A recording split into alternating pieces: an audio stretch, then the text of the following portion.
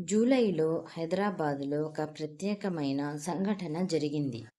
ఈసారి కేవలం పాత జ్ఞాపకాలను, నోట్బుక్లు, కాగితాలు, కొన్ని విరిగిన జ్ఞాపికలు మరియు ఒక మసక వాసనను వెతకడానికే నేను మా అమ్మా నాన్నల ఇంటికి తిరిగి వచ్చాను. నేను నెమ్మదిగా ఒక పాత అల్మారాను తెరిచాను. పుస్తకాలు, పిల్లులు మరియు ఉత్తరాలతో నిండి ఉన్న అది నా అంతరాత్మలోని ఒక మూలన ఆవిష్కరించినట్లు అనిపించింది. అక్కడ నాకు పసుపు రంగులోకి మారిన ఒక డైరీ దొరికింది. 12వ తరగతి, 1998. ఆ పేజీల మధ్య ఒక కాగితం ముక్క మనసులోని రహస్యంలా నిశ్శబ్దంగా పడి ఉంది. దానిపైన ప్రియమైన అఖిల్ అని రాసి ఉంది. నేను నవ్వాను, ఆశ్చర్యపోయాను కూడా. 25 సంవత్సరాల తరువాత కూడా ఆ పేరు ఇప్పటికీ నా హృదయంలో ప్రతిధ్వనిస్తూనే ఉంది.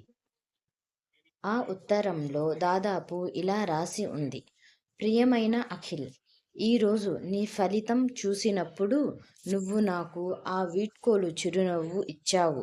మనం మళ్ళీ కలుస్తామో లేదో నాకు తెలియదు.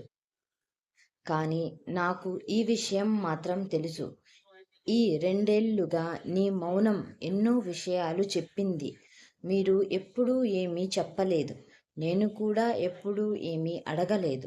కానీ ప్రేమకు ఎల్లప్పుడూ వ్యక్తీకరణ అవసరమా? ఆ మధ్యాహ్నం మనం గ్రంథాలయంలో అదే పుస్తకాన్ని చదివిన తరువాత నేను నీ మౌనాన్ని చదవడం నేర్చుకున్నాను. ఒకవేళ ఎక్కడైనా నువ్వు ఈ ఉత్తరం చదువుతుంటే, నీ ఒక్క చిరునవ్వు నాకు ప్రేమ అర్థాన్ని నేర్పించిందని తెలుసుకో. మీ రేఖ. నేను ఆ ఉత్తరాన్ని మళ్ళీ మడిచి అదే డైరీలో పెట్టాను. నా కూతురు లోపలికి వచ్చింది. అమ్మా, ఏం వెతుకుతున్నావు? నేను నవ్వాను. ఏమీ లేదురా, ఒక అసంపూర్ణ కథ. అది కేవలం జ్ఞాపకాలలో మాత్రమే మిగిలిపోయింది. కొన్ని ప్రేమ కథలు అసంపూర్ణంగా ఉండవచ్చు, కానీ అవి మనల్ని అసంపూర్ణంగా వదిలిపెట్టవు. ఆమె మనకు నవ్వడం, అనుభూతి చెందడం, ఇంకాస్త లోతుగా జీవించడం నేర్పుతుంది. మరియు ఇదే నిజమైన ప్రేమ. ఇది కాలంతో పాటు మరింత అందంగా మారుతుంది. ఈ కథ ఇంతవరకు మీకు నచ్చినట్లయితే లైక్ చేయండి. మీ ఫ్రెండ్స్ అండ్ ఫ్యామిలీకి షేర్ చేయండి. ఈ కథ ఎలా ఉందో కామెంట్ చేసి మీ అభిప్రాయాలని మాకు తెలియజేయండి. మరెన్నో కథల కోసం మా ఛానల్ క్లిక్ కథని సబ్స్క్రైబ్ చేసుకోండి. మరెన్నో కథల కోసం మా ఛానల్ని ఒకసారి విజిట్ చేయండి. Thank you for watching.